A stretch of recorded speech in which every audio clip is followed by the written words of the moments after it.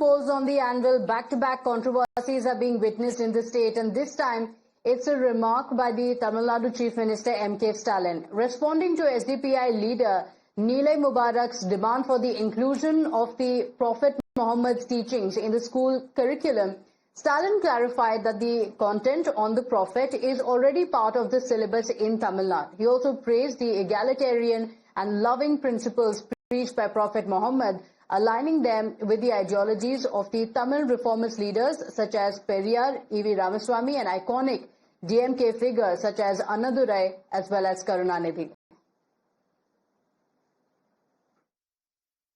இப்போவும் இந்த மேடையில் பல்வேறு கோரிக்கைகள் வைக்கப்பட்டது. எஸ்டிபிஐ தலைவர் சகோதரர் நெல்லை முபாரக் அவர்கள் நபிகள் நாயகம் அவர்களை பற்றி பாடத்திட்டத்தில் சேர்க்க வேண்டும் என கோரிக்கை வைத்தார். ஏற்கனவே அந்த பெருந்தகை அவர்களை பற்றி தமிழ்நாட்டு பாடநூலில் சேர்க்கப்பட்டிருக்கிறது என்பதை நான் மகிழ்ச்சியோடு தெரிவித்துக் கொள்கிறேன்.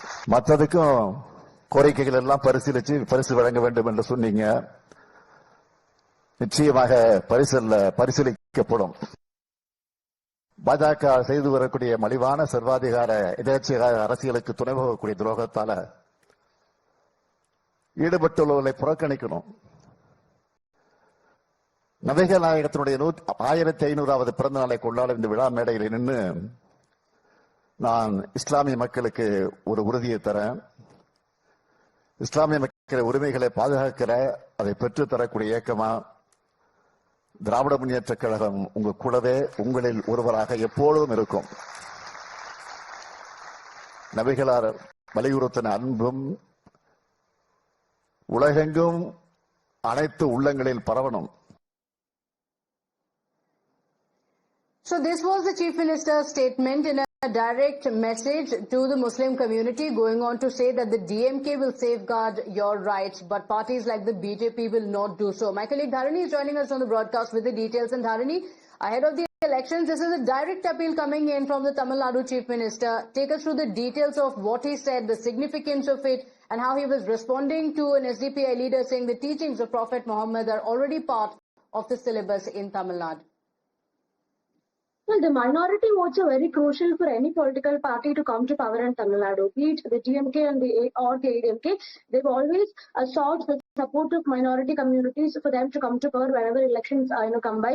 And this time, Chief Minister M.K. Stalin is making it very clear that it is his party DMK that stood for the rights of the Muslim community in multiple occasions. Be it the Waqf Act or the Triple Talaq matter or the Citizenship Amendment Act. In all of these matters, the Dravida Munnetra Kazhagam stood by the rights of the Islam community, and so it is an assurance given by Chief Minister M.K. Stalin to them that their rights will always be safeguarded and the DMK will always stand by them, is what he says. So definitely, just 6 months ahead of polls, we're looking at a very strong statement, a very strong assurance coming in from Chief Minister M.K. Stalin that the DMK is the party for minorities and the DMK has always stood for the rights of minorities. On the other hand, the BJP is in fact calling this appeasement politics. They say that the DMK always divides people based on caste and religion, and they always are playing a divisive politics in the state of Tamil Nadu, which is what is in display now. Also, this is appeasement politics, which is done with the elections clearly in mind, is what the BJP says.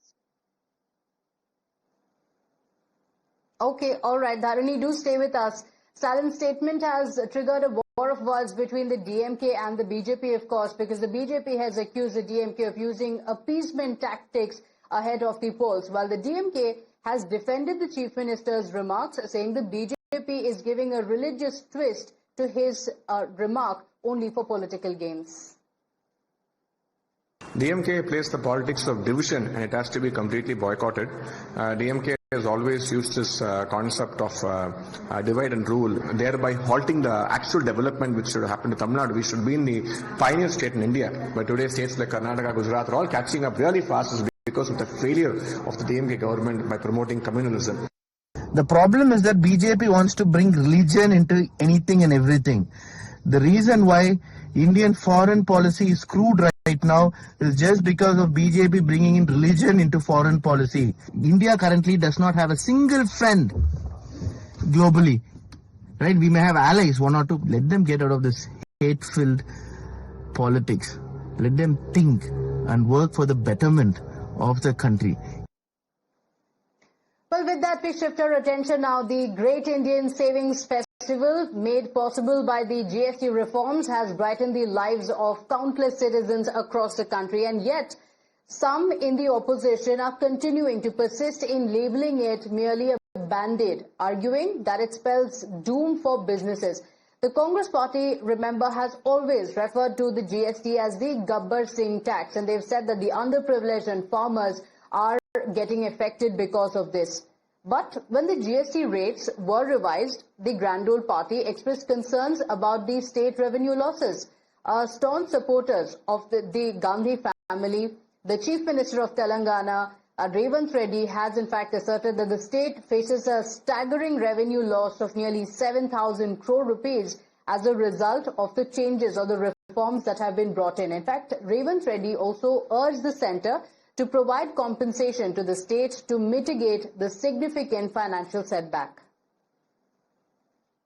మేము ప్రకటించేస్తాం, మేము నిర్ణయాలు తీసుకుంటాం, మీరు మీ చావు మీరు చావండి అని మోడీ గారు అనుకున్నా ఇంకెవరు అనుకున్నా అది మంచిది కాదు. రాష్ట్రానికి జరిగే నష్టాన్ని కేంద్ర ప్రభుత్వం పూడ్చాలి అని చెప్పి ఈ ప్రభుత్వం డిమాండ్ చేస్తుంది. So, Revanth Reddy making that criticism, but clearly he was not alone, because Mamata Banerjee has also taken a very strong stance, arguing that the NDA should not claim credit for the GST rate adjustments that have been announced by the centre. She, in fact, emphasized that it is the states that will ultimately shoulder the financial repercussions of such changes.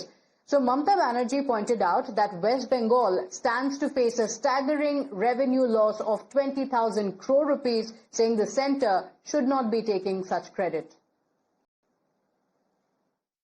प्रधानमंत्री मोदी लेकिन जब बोल रहे थे तो बार बार मन में ख्याल आ रहा था वो पुराने वाले जीएसटी को कोस रहे थे। तो जब आप पुराने वाले जीएसटी को कोस रहे हैं तो वो किसने लागू किया था? 2017 का जीएसटी तो आप ही ने लागू किया था ना प्रभु, और इसीलिए तो हम उसको गब्बर सिंह टैक्स बुलाते थे। पहले जीएसटी के फायदे गिनवाए देश को, जीएसटी से ये होगा 55 लाख करोड़ की लूट हुई, खत्म हुई, अब आप उत्सव मना रहे हैं। ये मातम है, ये व्यापारियों की बर्बादी का मातम है। अब प्रधानमंत्री जी को 8 साल के बाद नींद से जागकर ये बताना पड़ रहा है कि नहीं अब हम फिर एक क्रांतिकारी परिवर्तन लेके आए हैं। देखिए, हमने जीएसटी कम कर दिया। प्रधानमंत्री जी, जो लाखों करोड़ रुपए इस देश की जनता के जेब से टैक्स के नाम पे लूटा गया है, वो पैसा उनके खातों में वापस कीजिए। सेंट्रल गवर्नमेंटेर कोनो क्रेडिट नहीं। आमी एटा प्रथम दाबी करेছিলাম চিঠি লিখে যে ইন্স্যুরেন্স থেকে जीएसटी তুলে নেওয়া উচিত। Now, remember, just day before yesterday, Prime Minister Modi had also recalled India's complex web of taxes when the UPA government was in power. In fact, the Prime Minister had also pointed out how transporting goods from one city to another itself was a daunting task during the UPA era, fraught with multiple checkpoints, endless paperwork, and a confusing array of tax regulations at every turn.